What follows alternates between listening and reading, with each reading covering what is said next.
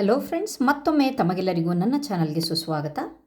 ಈ ದಿನ ನಾವು 7ನೇ ತರಗತಿಯ ಗಣಿತ ಪ್ರಕಾಶದಲ್ಲಿ ಮೊದಲನೇ ಚಾಪ್ಟರ್ ಆಗಿರುವಂತಹ ನಮ್ಮ ಸುತ್ತಲಿನ ದೊಡ್ಡ ಸಂಖ್ಯೆಗಳು ಇದರೊಳಗಡೆ ಪೇಜ್ ನಂಬರ್ 14ರವರೆಗೆ ನಾವು ವೀಡಿಯೋಸ್ಗಳನ್ನು ನೋಡಿದ್ದೀವಿ.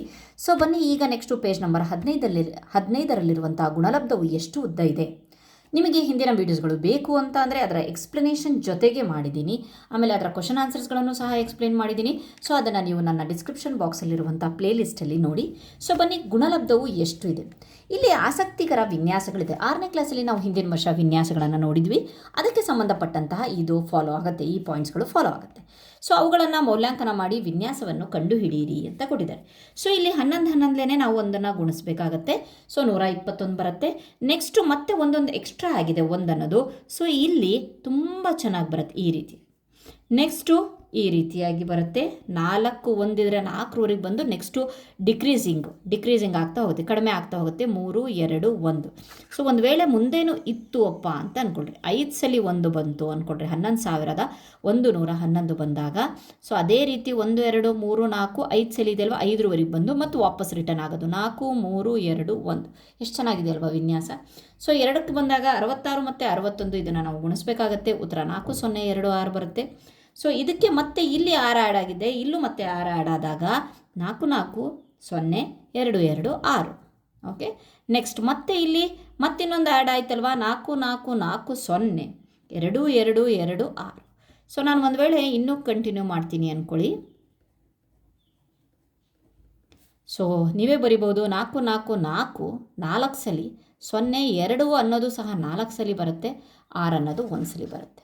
Okay fine. ನೆಕ್ಸ್ಟು 3 5 15 ಬಂತು. ಮತ್ತು ಇದನ್ನು ಗುಣಿಸಿದಾಗ 1 1 5 5. ಮತ್ತೊಂದು 3 ಆ್ಯಡ್ ಆಯಿತು, ಇಲ್ಲೊಂದು ಮತ್ತೆ 3 ಆ್ಯಡ್ ಆಯ್ತಲ್ವಾ. ಸೊ ಮತ್ತೆ ಈಗ 1 1 1 5 5 5. ಈ ವಿನ್ಯಾಸ ನೋಡಬಹುದು ನೀವು. 3 3 3 ಮತ್ತೆ ಮಾಡಿದಾಗ ಕಂಟಿನ್ಯೂ ಮಾಡಿದ್ವಿ ಅಂದ್ಕೊಳ್ಳಿ. ಸೊ ಮತ್ತೆ ಉತ್ತರ 1 1 1 1 5 5 5 5. ಸೊ ಗಣಿತ ಅನ್ನೋದು ತುಂಬ ಆಶ್ಚರ್ಯಕರವಾದ ಒಂದು ವಿಷಯ. ಸೊ ವಿನ್ಯಾಸಗಳು ಫಾಲೋ ಮಾಡ್ಕೊಂಡು ಹೋದರೆ ಭಾಳ ಈಸಿಯಾಗಿ ನಾವು ಲೆಕ್ಕಗಳನ್ನು ಮಾಡ್ಬೋದು. ಸೊ 102 × 102 ಮಾಡಿದಾಗ ಈ ರೀತಿಯಾಗಿ ಬರುತ್ತೆ. ನೆಕ್ಸ್ಟು ಈ ರೀತಿಯಾಗಿ ಬರುತ್ತೆ. ಮತ್ತು ನಾನು 104 × 104 ಮಾಡ್ತೀನಿ ಅಂದ್ಕೊಳ್ಳಿ. ಸೊ ಆವಾಗ 1 0 8 16 ಬರುತ್ತೆ. 4 4 16 ಬರುತ್ತಲ್ವ, 16 ಬರುತ್ತೆ. ಸೊ ಆ ಒಂದು 0ಗೆ ಒಂದು ಆ್ಯಡ್ ಆದ ತಕ್ಷಣ 16 ಬರುತ್ತೆ. ಸೊ ಗುಣಿಸಿದ 2 ಸಂಖ್ಯೆಗಳಿಂದ ಪಡೆದ ಗುಣಲಬ್ಧದಲ್ಲಿನ ಅಂಕಿಗಳನ್ನು ಪ್ರತಿ ಸಂದರ್ಭದಲ್ಲಿ ಅವುಗಳ ಗುಣಲಬ್ಧವನ್ನು ಗಮನಿಸಿ. ಗುಣಿಸಿದ ಸಂಖ್ಯೆಗಳು ಮತ್ತು ಅವುಗಳ ಗುಣಲಬ್ಧದಲ್ಲಿನ ಅಂಕಿಗಳಿಗೂ ಯಾವುದಾದರೂ ಒಂದು ಸಂಬಂಧ ಇದೆಯಾ? ಹೌದು, ಸಂಬಂಧ ಇದೆ ಅಂತ ಹೇಳಿಬಿಟ್ಟು ಹೇಳ್ತೀವಿ. ಏನು ಹೇಳ್ತಾರೆ ಅಂತ ಹೇಳಿಬಿಟ್ಟು ಮುಂದೆ ನೋಡೋಣ. ಏನಂತ ಹೇಳಿಬಿಟ್ಟು, 2 ಅಂಕಿ ಸಂಖ್ಯೆಗಳ ಗುಣಲಬ್ಧವು 3 ಅಂಕಿ ಅಥವಾ 4 ಅಂಕಿಗಳ ಸಂಖ್ಯೆ ಆಗಿರುತ್ತದೆ ಎಂದು ರಾಕ್ಸಿ ಹೇಳುತ್ತಾಳೆ. ಅವಳು ಹೇಳಿದ್ದು ಸರಿನಾ ಅಂತ ಹೇಳ್ತಾರೆ. ಹೌದು, 2 ಅಂಕಿ ಸಂಖ್ಯೆ 2 ತೊಗೊಬೇಕು. ನಾನು ಫಾರ್ ಎಕ್ಸಾಂಪಲ್ ಭಾಳ ಚಿಕ್ಕದಾಗಿ ತೊಗೊಳ್ತೀನಿ. 10 10 ಗುಣಿಸೋಕ್ಕೆ ಈಸಿ ಆಗುತ್ತೆ, ನಿಮಗೆ ಕಾನ್ಸೆಪ್ಟ್ ಅರ್ಥ ಆಗುತ್ತೆ. 2 ಅಂಕಿ 1 2 1 2 2 ಅಂಕಿ 2 ಅಂಕಿ ಜೊತೆ ಗುಣಿಸಿದಾಗ ಅದರ ಗುಣಲಬ್ಧ 3 ಅಂಕಿ ಅಥವಾ 4 ಅಂಕಿ ಅದಾಗಿರುತ್ತಾ?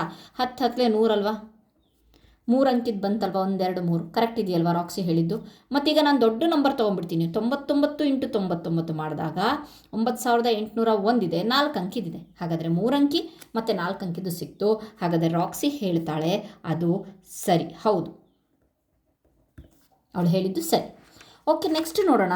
ನೆಕ್ಸ್ಟ್ ಮುಂದೆ ಇದನ್ನು ಯಾಕೆ ಹೇಳ್ತಾ ಇದ್ದಾರೆ ಅಂದರೆ ಒಂದು ಕಾನ್ಸೆಪ್ಟ್ ಇಲ್ಲಿ ಇಂಟ್ರೊಡ್ಯೂಸ್ ಆಗುತ್ತೆ, ಅದಕ್ಕೋಸ್ಕರ ಹೇಳ್ತಾ ಇದ್ದಾರೆ. ನೋಡೋಣ.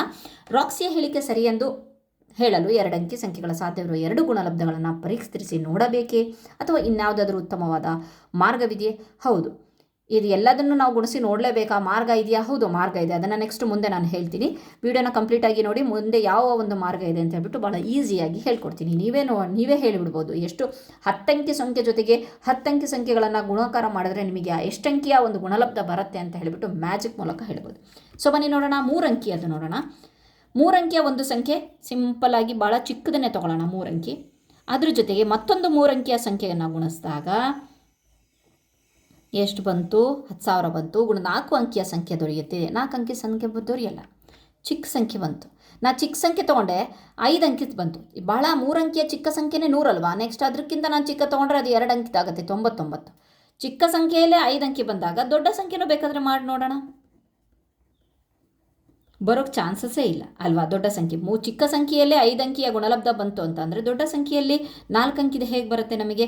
ಸೊ 99,800 ಬರುತ್ತೆ, ಅಲ್ಲ 9,98,001 ಬರುತ್ತೆ. ಇದು 6 ಡಿಜಿಟ್ ಆಯಿತು. 1 2 3 4 5, ಇದು 5 ಆಯಿತು. ಸೊ 3 ಅಂಕಿ ಜೊತೆಗೆ 3 ಅಂಕೆನ ಗುಣಿಸಿದಾಗ ಚಿಕ್ಕ ಸಂಖ್ಯೆಯಲ್ಲೂ 4 ಅಂಕಿ ಬರಲಿಲ್ಲ, ದೊಡ್ಡ ಸಂಖ್ಯೆ ಇದ್ರ ಮಧ್ಯೆ ಯಾವ ಸಂಖ್ಯೆ ತೊಗೊಂಡ್ರೂ ಬರಲ್ಲ ಅಂತ ಇಟ್ಸ್ ಅಂಡರ್ಸ್ಟುಡ್. ಈಗ 4 ಅಂಕಿಯ ಒಂದು ಸಂಖ್ಯೆಯನ್ನು ಮತ್ತೊಂದು 2 ಅಂಕಿಯ 4 ಅಂಕಿ ಅಂತ ಅಂದರೆ ಚಿಕ್ಕ ಸಂಖ್ಯೆನೇ ತೊಗೊಳ್ಳೋಣ. 4 ಅಂಕಿಯ ಚಿಕ್ಕ ಸಂಖ್ಯೆ 1000, ಆಮೇಲೆ 4 ಅಂಕಿಯ ಚಿಕ್ಕ ಸಂಖ್ಯೆ 2 ಅಂಕಿಯ ಚಿಕ್ಕ ಸಂಖ್ಯೆ ಇದು. ಸೊ ಇದನ್ನು ನಾವು ಮಾಡಿದಾಗ ಎಷ್ಟು ಬಂತು, 10,000 ಬಂತು. ಸೊ ಅವ್ರೇನು ಹೇಳ್ತಿದ್ದಾರೆ, ಗುಣಿಸಿದಾಗ 5 ಅಂಕಿಯ ಸಂಖ್ಯೆ ದೊರೆಯುತ್ತೆ. 1 2 3 4 5, ಹೌದು 5 ಅಂಕಿದು ಬಂದಿದೆ. ಇದು ಹೌದು, ಎಸ್. ಇದು ಮಾತ್ರ ಇಲ್ಲ, ಈ ಸ್ಟೇಟ್ಮೆಂಟ್ ಇಲ್ಲ, ಇದು ಹೌದು. Okay fine. ನೆಕ್ಸ್ಟ್ ಇದನ್ನು ಯಾವ ರೀತಿಯಾಗಿ ಈಸಿಯಾಗಿ ಹೇಳೋದು ಅಂತ ಹೇಳಿಬಿಟ್ಟು ನೋಡಿ. ಇಲ್ಲಿ ಒಂದು ಪ್ಯಾಟರ್ನ್ ಕೊಟ್ಟಿದ್ದಾರೆ. 1 ಅಂಕಿ ಜೊತೆಗೆ 1 ಅಂಕಿ ಗುಣಿಸಿದಾಗ 1 ಅಂಕಿ ಬರುತ್ತೆ ಅಥವಾ 2 ಅಂಕಿ ಬರುತ್ತಂತೆ. ಉದಾಹರಣೆಗೆ 1 ಅಂಕಿ ಅಂತಂದರೆ ನಾನು ಉದಾಹರಣೆಗೆ 2 ಇಲ್ಲಿ ಬರಿತೀನಿ. 2 ಇಂಟು 2 4 ಬಂತು ಅಲ್ವಾ, 1 ಅಂಕಿದು ಬಂತು. ಅದೇ ದೊಡ್ಡ ನಂಬರೇ ತೊಗೊಳ್ಳೋಣ, ಯಾಕೆ ನಿಮಗೆ ಕನ್ಫ್ಯೂಷನ್ನು. ದೊಡ್ಡ ನಂಬರೇ ತೊಗೊಳ್ತೀನಿ. 8 8 8 64. ಸೊ 64 2 ಅಂಕಿ ಅಲ್ವಾ. ಸೊ 1 ಅಂಕಿ ಬರುತ್ತೆ, 2 ಅಂಕಿ ಬರುತ್ತೆ ಅಂತ ಎಕ್ಸಾಂಪಲ್. 2 ಅಂಕಿ ಜೊತೆಗೆ 1 ಅಂಕಿ ಮಾಡಿದಾಗ 2 ಅಂಕಿ ಬರುತ್ತೆ, 3 ಅಂಕಿ. ಅವ್ರು ಕೋಷ್ಟಕವನ್ನು ಕೊಟ್ಟಿದ್ದಾರೆ. ಇದನ್ನು ಯಾವ ರೀತಿಯಾಗಿ ಹೇಳಿದ್ದಾರೆ ಅಂತಂದರೆ ಇಲ್ಲಿ ಸಿಂಪಲ್ ಆಗಿರುವಂಥ ಒಂದು ಮೆಥಡ್ ಏನಪ್ಪ ಅಂತಂದರೆ, ದೊಡ್ಡ ಅಂಕಿ ಬೇಕಾ m+n ಮಾಡಿರಿ, ಚಿಕ್ಕ ಅಂಕಿ ಬೇಕಾ m+n - 1 ಮಾಡಿ. ಹೇಗೆ ಅಂತ ಹೇಳ್ತೀನಿ. ಸೊ ಇಲ್ಲಿ 3, ಇದು m, ಇದು n, 3 3 6. ನಾವೇನು ದೊಡ್ಡ ಅಂಕಿ ಜೊತೆಗೆ ಗುಣಿಸಿದಾಗ ಮಾಡ್ತೀವಲ್ವ, ಅದು 6 ಅಂಕಿ ಬಂದಿರುತ್ತೆ. ಓಕೆ. ನೆಕ್ಸ್ಟು 5 ಅಂಕಿ ಬರಬೇಕು. 3 m+ ಚಿಕ್ಕ ಸಂಖ್ಯೆ ಅಂತ ಅಂದರೆ 3 + 3 6, 6ರಲ್ಲಿ 1 ಕಳೀರಿ 5 ಅಂಕಿ. ಓಕೆ. ನೆಕ್ಸ್ಟ್ ಇದೇ ರೀತಿ 5 ಮತ್ತು 5 ಇದ್ದಾಗ ನಿಮಗೆ ಎಷ್ಟು ನಂಬರ್ ಬರುತ್ತೆ, 5 ಮತ್ತು 5 5 5 10, 10 ಅಂಕಿಯ ಒಂದು ಗುಣಲಬ್ಧ ಸಿಗತ್ತೆ. ಅದೇ ಭಾಳ ಚಿಕ್ಕದ ಅಂತಂದರೆ ಸ್ಟಾರ್ಟಿಂಗ್ ಆಗೋದೇ 9 ಅಂಕಿದು. ಒಂದು ಕಡಿಮೆ ಮಾಡಿ. 8 ಮತ್ತು 3 11 ಅಂಕಿ, ಅದಕ್ಕಿಂತ ಒಂದು ಕಡಿಮೆ ಮಾಡಿ 10 ಅಂಕಿ ಬಂತು. 12 ಮತ್ತು 13 12 ಅಂಕಿಯ ಒಂದು ಸಂಖ್ಯೆ ತೊಗೊಳ್ರಿ, 13 ಅಂಕಿಯ ಒಂದು ಸಂಖ್ಯೆ ತೊಗೊಳ್ರಿ, ಅದನ್ನು ಗುಣಾಕಾರ ಮಾಡಿ, ಅದರ ಗುಣಲಬ್ಧ 25 ಅಂಕಿ ಬರುತ್ತೆ. ಇಲ್ಲ ಅದಕ್ಕಿಂತ ಒಂದು ಕಡಿಮೆ 24 ಅಂಕಿ ಬರುತ್ತೆ. Okay fine. ಇದಿಷ್ಟು ಅರ್ಥ ಆಗಿದೆ ಅಂದ್ಕೊಂಡಿದ್ದೀನಿ. ಈಸಿಯಾಗಿ ಮಾಡೋಕ್ಕೆ ಇದು ಟ್ರಿಕ್. ಓಕೆ. ದೊಡ್ಡ ಸಂಖ್ಯೆಗಳ ವಿಸ್ಮಯಕಾರಿ ಅಂಶಗಳು ಇದೆ. ಇಲ್ಲಿ ಒಂದು ಸಿಂಪಲ್ ಆಗಿ ಕನ್ನಡದಲ್ಲೇ ಕೊಟ್ಟಿದ್ದಾರೆ. ಒಂದು ಚಿಕ್ಕ ಒಂದು ಘಟನೆಗಳನ್ನು ಕೊಟ್ಕೊಂಡು ಅದನ್ನು ನೀವು ಯಾವ ರೀತಿಯಾಗಿ ಮಾಡ್ತೀರಾ ಅಂತ ಹೇಳಿಬಿಟ್ಟು ಕೊಟ್ಟಿದ್ದಾರೆ.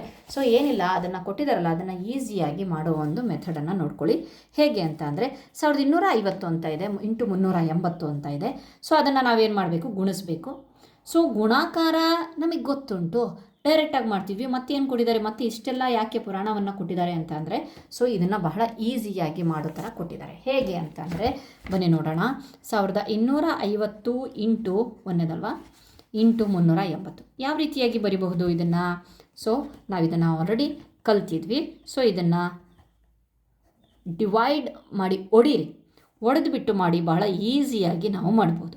ಯಾಕೆಂತಂದರೆ ಪಾಠದ ಹೆಸರೇ ಇದೆಯಲ್ವಾ, ದೊಡ್ಡ ಸಂಖ್ಯೆಗಳು, ನಮ್ಮ ಸುತ್ತಮುತ್ತಲಿನ ದೊಡ್ಡ ಸಂಖ್ಯೆಗಳು ಅಂದ ತಕ್ಷಣ ದೊಡ್ಡ ಸಂಖ್ಯೆಗಳನ್ನು ಇಂಟ್ರೊಡ್ಯೂಸ್ ಮಾಡೇ ಗುಣಾಕಾರ ಮಾಡಿದ್ದಾರೆ. ಓಕೆ.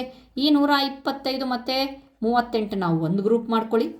ಇನ್ನು ಉಳಿದಿದ್ದು 10 100 ಈಸಿಯಾಗಿ ಗುಣಾಕಾರ ಮಾಡ್ಬೋದು. 125 ಮಾಡಿಬಿಟ್ಟು ಈ 38 ನಾವು 40 - 2 10ರ ಮಲ್ಟಿಪಲ್ಸ್ ಥರ ಮಾಡಿ ಬೇಗ ಈಸಿ ಆಗುತ್ತೆ ಅಂತ ಕೊಟ್ಟಿದ್ದಾರೆ ಅವರು. So 125 ಇವನಿಗೂ ಗುಣಿಸ್ಬೇಕಲ್ವಾ, -125 into 2 ಇವನಿಗೂ ಗುಣಿಸ್ಬೇಕು. ಇವನ ಜೊತೆಗೂ ಬರ್ತಾನೆ, ಇವನ ಜೊತೆಗೂ ಬರ್ತಾನೆ. Last final 100. ಸೊ 125 ಇಂಟು 4 ಅಂತ ಅಂದರೆ ಈಸಿಯಾಗಿ ಮಾಡಬೇಕು 5000 ಮೈನಸ್ ಇದನ್ನು 2 ಸಲ ಗುಣಿಸಿದ್ರೆ 250 ಇಂಟು 100. ಇವೆರಡರದ್ದು ಕಳಿಯೋದು ಮಾಡಿದ ತಕ್ಷಣ ಇಷ್ಟು ಬರುತ್ತೆ, ಇಂಟು 100. 4 7 5 0 2 0 ಹಾಕಿದ್ರೆ ಆಯಿತು, 4,75,000. ಎಷ್ಟು ಬಹಳ ಬೇಗ ಮಾಡಿದ್ವಲ್ವ. ಸೊ ಇಲ್ಲಿ ಉತ್ತರ 4,75,000 ಅಂತ ಹೇಳ್ಬಿಟ್ಟು ಬರೀ. ಅದೇ ರೀತಿ ನೆಕ್ಸ್ಟ್ ನಂಬರು ಸಹ ಇಲ್ಲಿ ಕೊಟ್ಟಿದ್ದಾನೆ, 2100 ಇಂಟು 70,000 ಮಾಡಿ ಅಂತ ಹೇಳಿಬಿಟ್ಟು. ಸೊ ಸಿಂಪಲ್ಲಾಗಿ ಮಾಡಬಹುದು. 2100 ಇಂಟು 70,000 ಮತ್ತೆ ನಾನು ಹೇಳಿದೆ ಇದನ್ನು ಹೊಡೀರಿ ಅಂತ ಹೇಳಿಬಿಟ್ಟು 7 ಇಂಟು 10,000. ಫೈನ್. 21 ಮತ್ತು 7 ಹಾಗೆ ಒಂದು ಗ್ರೂಪ್ ಮಾಡ್ಕೊಳ್ಳಿ. ಉಳಿದಿದ್ದನ್ನು ಗುಣಿಸ್ಬಿಡಿ. 0 0 ಎಷ್ಟು 0 ಇದಾವೋ ಅಷ್ಟು ಹಾಕಿದ್ರೆ ಆಯಿತು. 3 4 5 6. 1 2 3 4 5 6. 1 2 3 4 5 6. ಓಕೆ, ಇದೆರಡನ್ನು ಈಸಿಯಾಗಿ ಗುಣಿಸಬಹುದು. 7 1 7, 7 2 14, 147. ಬಾಕಿ ಉಳಿದಿದ್ದ ಸೊನ್ನೆಗಳನ್ನು ಹಾಕಿ 3 3 6, 1 2 3 4 5 6. ಅದಾದಮೇಲೆ ಕಾಮ ಹಾಕಿಬಿಟ್ಟು ನಿಮ್ಮ ಉತ್ತರವನ್ನು ಪ್ರೆಸೆಂಟ್ ಮಾಡಿ ಆನ್ಸರ್ ಸಿಗುತ್ತೆ. ಸೊ ಅದಾದಮೇಲೆ ಇಲ್ಲಿ ಒಂದು ಕಂಟಿನ್ಯೂನು ಹೇಳಿದ್ದಾರೆ. ಏನಂತ ಹೇಳಿಬಿಟ್ಟು ಇವುಗಳನ್ನು ಭಾರತೀಯ ಮತ್ತು ಅಮೇರಿಕಾ ಪದ್ಧತಿಯಲ್ಲಿ ಓದಿರಿ ಮತ್ತು ಬರೆಯಿರಿ ಅಂತ ಹೇಳಿಬಿಟ್ಟು. ಆಲ್ರೆಡಿ ಹಿಂದಿನ ವೀಡಿಯೋಸ್ಗಳಲ್ಲಿ ನಾವು ಹೇಳಿದ್ದೀವಿ 4,75,000 ಅಂತ ಹೇಳಿಬಿಟ್ಟು ಕನ್ನಡದಲ್ಲಿ ಬರೀರಿ. ಅದಾದಮೇಲೆ ಇದೇ ನಂಬರನ್ನು ನಾವು ಅಮೇರಿಕಾ ಪದ್ಧತಿಯಲ್ಲಿ ಹಾಕಿದಾಗ 475,000 ಅಷ್ಟೇ. ಸೊ ಇದನ್ನು ಸಹ ಅಮೇರಿಕಾದಲ್ಲಿ, ಇದು ಇಂಡಿಯನ್ನು, ಇದು America. Okay, so 1 3 0 6 0, 1 2 3 4 5 6, 3 3 ಬಿಟ್ಟಲ್ವಾ. So 147 million ಅಂತ ಹೇಳಿಬಿಟ್ಟು ಕನ್ನಡದಲ್ಲಿ ಬರೆದ್ರೆ ಆಗುತ್ತೆ. Okay fine. ನೆಕ್ಸ್ಟನ್ನು ನೋಡೋಣ. 6,400 ಇಂಟು 62,500 ಅಂತ ಇದೆ. ಸೊ ಅದನ್ನು ಮಾಡೋಣ. 6,400 ಇಂಟು 62,500. ಸೊ 64 ಇಂಟು 100 ಮಾಡ್ಬೋದು, ಇಂಟು 625 ಇಂಟು 100 ಮಾಡಬಹುದು. ಹೇಗೆ ಮಾಡ್ತಾ ಇದ್ದೀನಿ ಅಂತ ಹೇಳ್ಬಿಟ್ಟು ಗೊತ್ತಲ್ವ, ವಿಭಾಜ್ಯತೆಯ ನಿಯಮಗಳನ್ನು ಬಳಸಿಬಿಟ್ಟು ಅದನ್ನು ಸ್ಪ್ಲಿಟ್ ಮಾಡ್ತಾ ಇದ್ದೀವಿ. ಓಕೆ, ನೆಕ್ಸ್ಟ್ 64 ಮತ್ತು ನಂಬರ್ಸ್ಗಳನ್ನು ಹತ್ರಕ್ಕೆ ತೊಗೊಂಬರೋಣ. 625 ಇಂಟು ಇದನ್ನೆಲ್ಲ ಒಂದು ಕಡೆ ತೊಗೊಂಡ್ಬಿಡೋಣ. 4 0. ಸೊ ಇವೆರಡು ಈಸಿಯಾಗಿ ಗುಣಿಸಬಹುದು. ಸೈಡಿಗೆ ಹಾಕ್ಕೊಂಡು ಸಿಂಪಲ್ ಆಗಿರುತ್ತೆ. ಇಷ್ಟು ದೊಡ್ಡ ನಂಬರ್ ಗುಣಿಸೋಕ್ಕಿಂತ ಸಿಂಪಲ್ಲಾಗಿ ಗುಣಿಸಬಹುದು. ಇಷ್ಟು 40,000 ಬರುತ್ತೆ. ಇಂಟು 10,000, ಈ 10,000. ಈಗ 4 1 4, 1 2 3 4 5 6 7 8, 1 2 3 4 5 6 7 8. ಇದು ಇಂಡಿಯನ್ ಸಿಸ್ಟಮಲ್ಲಿ ಓದಿದಾಗ 40 ಕೋಟಿ. ಓಕೆ, ಅದೇ ಅಮೇರಿಕನ್ ಸಿಸ್ಟಮಲ್ಲಿ ಓದಿದಾಗ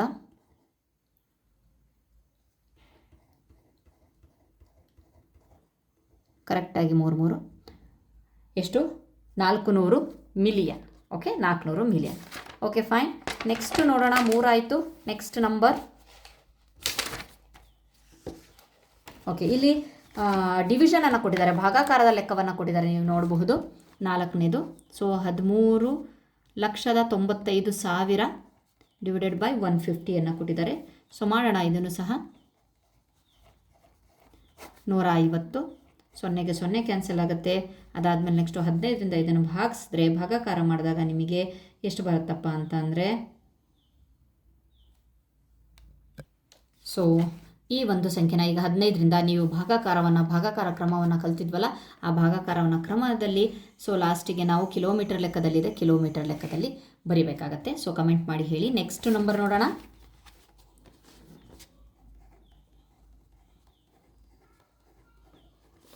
ಡಿವೈಡೆಡ್ ಬೈ 700 ಕಿಲೋಗ್ರಾಮ್. ವಯಸ್ಕ ನೀಲಿ ತಿಮ್ಮಂಗಿಲ್ಲದಂತೆ. ಸೊ ಬನ್ನಿ ನೋಡೋಣ, ಇದನ್ನು ಡಿವೈಡ್ ಮಾಡಿ ನೋಡೋಣ. ಸೊ ಅದೇ ರೀತಿಯಾಗಿ ಬರೀರಿ. ಡಿವೈಡೆಡ್ ಬೈ 700, 2 0 2 0 ಹೋಯಿತು. ಮತ್ತು ಇದನ್ನು ಭಾಗಾಕಾರ ಮಾಡಿದಾಗ 1,50,000 kg ಬರುತ್ತೆ. ಸೊ ಯೂನಿಟ್ ಮಾತ್ರ ಕರೆಕ್ಟಾಗಿ ಬರೀಬೇಕು. ಇಲ್ಲಿ ಕಿಲೋಮೀಟರಲ್ಲಿ ಕಿಲೋಮೀಟ್ರು, ಕೆ ಜಿಯಲ್ಲಿ K G. Okay, last number 130ರಿಂದ ಭಾಗಾಕಾರ ಇದೆ.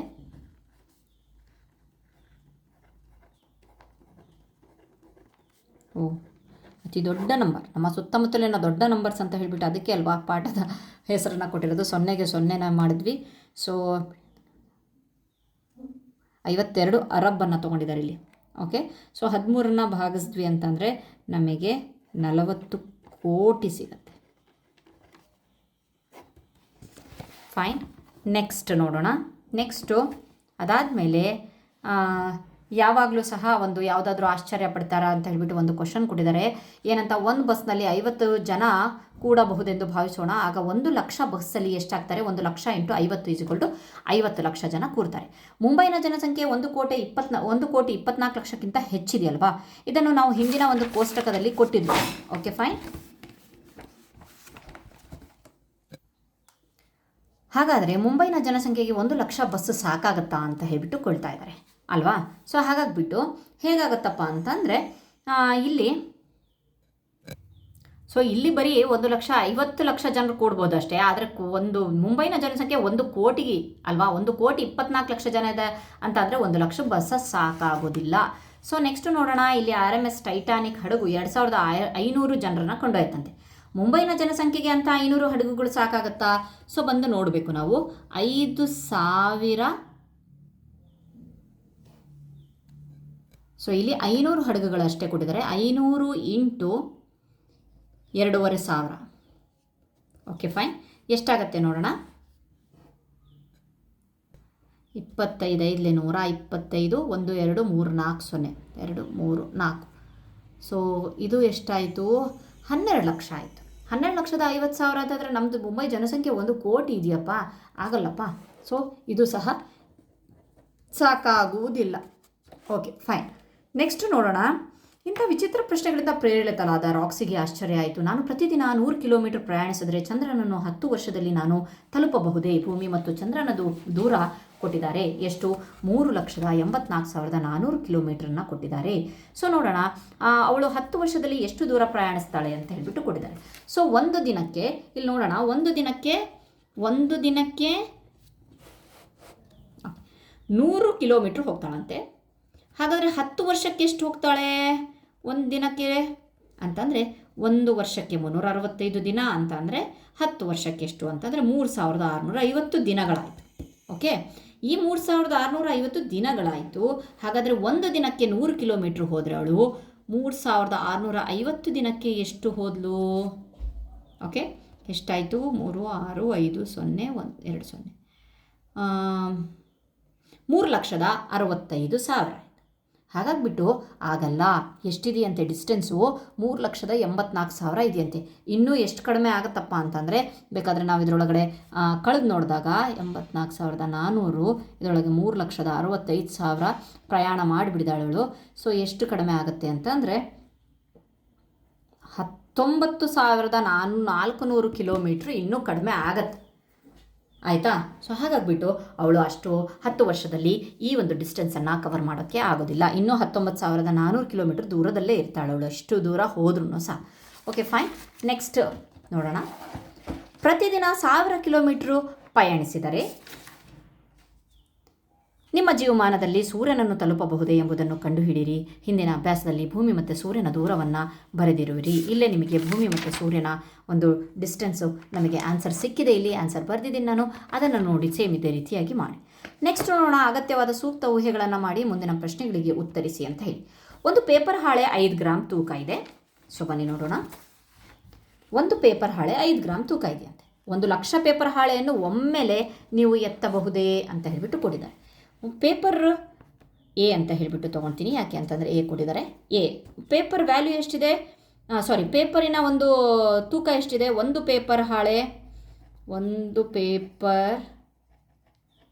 ಹಾಳೆಯ ತೂಕ 5 ಗ್ರಾಮ್. ಓಕೆ, ಸೊ ಹಾಗಾದರೆ 1,00,000 ಪೇಪರ್ ಹಾಳೆಯ ತೂಕ ಎಷ್ಟಾಗತ್ತೆ ಅಂತ ಅಂದರೆ 5,00,000 ಗ್ರಾಮ್ ಅಲ್ವಾ? 5,00,000 ಗ್ರಾಮ್ ಆಗುತ್ತೆ. ಇಲ್ಲೇ ಗೊತ್ತಾಗುತ್ತೆ. ಒಂದು ಪೇಪರ್ 5 ಗ್ರಾಮ್ ಆದರೆ 1,00,000 ಅಂತ ಅಂದರೆ 5,00,000 ಗ್ರಾಮ್. ಹಾಗಾದರೆ 5,00,000 ಗ್ರಾಮ್ ಅಂತ ಅಂದರೆ ಕೆ ಜಿಗೆ ತೊಗೊಂಡಾಗ ಅದು ಎಷ್ಟಾಗತ್ತೆ ನೋಡೋಣ. 5,00,000 ಅಂತ ಅಂದರೆ ಕೆ ಜಿಗೆ ಅಂತ ಅಂದರೆ 1 kg = 1000 ಗ್ರಾಮ್ ಅಲ್ವಾ? ಸೊ 3 0ನ ತೆಗೆದು ಬಿಡೋಣ. 500 kg ಆಯಿತು. ನಿಮಗೆ 1,00,000 ಗ್ರಾಮ್ ಎಷ್ಟು ಅಂತ ಗೊತ್ತಾಗೋಕ್ಕೋಸ್ಕರ ಈಸಿಯಾಗಿ ನಿಮ್ಮ ಭಾಷೆಯಲ್ಲಿ ಕೆ ಜಿ ಅಂದರೆ ಗೊತ್ತಾಗ್ಬಿಡುತ್ತೆ. 500 kg ಅಂತ ಅಂದರೆ ಏನ್ರಿ ಅಪ್ಪ ಆಗುತ್ತಾ? ಸೊ ಆಗುವುದಿಲ್ಲ. ಇಲ್ಲ. ಒಬ್ಬ ವ್ಯಕ್ತಿ ನನ್ನ ಕೈಯಿಂದ 500 kgಯಷ್ಟು ಪೇಪರ್ ಹಾಳೆಗಳನ್ನು ಒಂದು ಸಲಿಗೆ ಎತ್ತಕ್ಕಾಗಲ್ಲ, ಒಮ್ಮೆಲೆ ಎತ್ತಕ್ಕಾಗಲ್ಲ. ಓಕೆ, ಒಮ್ಮೆಲೆ ಅಂತ ಕೊಟ್ಟಿದ್ದಾರೆ ನೋಡ್ರಿ. ಓಕೆ, ನೆಕ್ಸ್ಟ್ ಎರಡನೇದು ಬಿ ಬರೋಣ. ಪ್ರಪಂಚದಾದ್ಯಂತ ಪ್ರತಿ ನಿಮಿಷಕ್ಕೆ 250 ಮಕ್ಕಳು ಜನಿಸಿದರೆ ಒಂದು ದಿನದಲ್ಲಿ 1 ಮಿಲಿಯನ್ ಮಕ್ಕಳು ಜನಿಸಬಹುದೇ? ನೋಡೋಣ. 1 ನಿಮಿಷಕ್ಕೆ ಎಷ್ಟು ಮಕ್ಕಳು? 250 ಮಕ್ಕಳು ಹುಡ್ತಾ ಇದ್ದಾರಂತೆ. ಹಾಗಾದರೆ ಅವ್ರು ಕೇಳ್ತಿದ್ದಾರೆ ಒಂದು ದಿನ, 1 ನಿಮಿಷಕ್ಕೆ, 1 ಗಂಟೆಗೆ ಎಷ್ಟು? ನಿಮಿಷ ಆದಮೇಲೆ ನೆಕ್ಸ್ಟ್ ಗಂಟೆ ಅಲ್ವಾ, 250 ಇಂಟು 60 ನಮಗೆ ಗೊತ್ತುಂಟು ಏನಂತ ಹೇಳಿಬಿಟ್ಟು, 1 ಗಂಟೆ = 60 ನಿಮಿಷ ಅಂತ ಹೇಳಿ. Okay fine. ಇದನ್ನು ನೋಡೋಣ. 25 ಅದೇ ಕಂಟಿನ್ಯೂ ಹಾಗೆ ಮಾಡಿಬಿಡೋಣ. ಒಂದು ದಿನಕ್ಕೆ ಅಂದ ತಕ್ಷಣ ಇನ್ನು ಮತ್ತೆ ಗುಣಿಸೋದು ಇನ್ನೂ ಉಳಿಯುತ್ತೆ. 250 ಇಂಟು 60 ಇದ್ರದ್ದು ದಿನದೂ ಹಾಕಿಬಿಡೋಣ 24. ಗೊತ್ತು ನಮಗೆ ಏಕೋ ಒಂದು ದಿನಕ್ಕೆ 24 ಗಂಟೆ. ಬೇಕಾದರೆ ರೀಸನನ್ನು ಬರೆಯೋಣ. ಒಂದು ದಿನ = 24 ಗಂಟೆ. ಓಕೆ, ಸೊ ಇದನ್ನೆಲ್ಲ ಗುಣಿಸಿದ್ರೆ ನಮಗೆ 3,60,000 ಬರುತ್ತೆ. ಅವ್ರೇನು ಕೇಳ್ತಾರೆ, 1 ಮಿಲಿಯನ್ ಆಗುತ್ತಾ ಅಂತ ಹೇಳಿ. 1 ಮಿಲಿಯನ್ ಅಂತ ಅಂದರೆ ಎಷ್ಟು? ನಾವು ಆಲ್ರೆಡಿ ಹೇಳಿದ್ವಿ. ಇಲ್ಲಿ ನೋಡ್ರಿ, ಇಲ್ಲಿ 1 ಮಿಲಿಯನ್ ಅಂತ ಅಂದರೆ 10 ಲಕ್ಷ ಇರಬೇಕು ಅಂತ ಹೇಳಿಬಿಟ್ಟು, ಅದಕ್ಕೆ ಈ ಕೋಷ್ಟಕ ನೆನ್ಪಿಟ್ಕೊಳ್ರಿ ಅಂತ. 10 ಲಕ್ಷ ಎಲ್ಲಿದೆ? ಇಲ್ಲಿ 10 ಲಕ್ಷಕ್ಕಿಂತ ಜಾಸ್ತಿನೇ ಇಲ್ಲ, ಬರೀ 3 ಲಕ್ಷ ಇದೆ. ಆಗೋದಿಲ್ಲ. Fine, it's not possible. Next question, ಒಂದು ದಿನದಲ್ಲಿ 1 ಮಿಲಿಯನ್ ನಾಣ್ಯಗಳನ್ನು ಎಣಿಸಬಲ್ಲಿರಾ? ಪ್ರತಿ ಸೆಕೆಂಡ್ಗೆ 1 ನಾಣ್ಯವನ್ನು ಎಣಿಸಬಹುದು ಅಂತ ಹೇಳಿದೆ. ಈಗ ಸೆಕೆಂಡ್ ಇದೆ, ಇಲ್ಲಿ ನಿಮಿಷ ಆಯಿತು. 1 ಸೆಕೆಂಡ್ಗೆ 1 ನಾಣ್ಯ. ಓಕೆ, ಹಾಗಾದರೆ 1 ನಿಮಿಷಕ್ಕೆ 60 ಸೆಕೆಂಡ್ ಇರುತ್ತಲ್ವ, ಇಲ್ಲೇ ಬರೆದು ಬಿಡ್ತೀನಿ. 60 ಸೆಕೆಂಡ್ಗೆ 60 ನಾಣ್ಯ. ಅದೇ 1 ಗಂಟೆಗೆ 60 ನಿಮಿಷ ಇರುತ್ತಲ್ವ, 60 ಇಂಟು 60.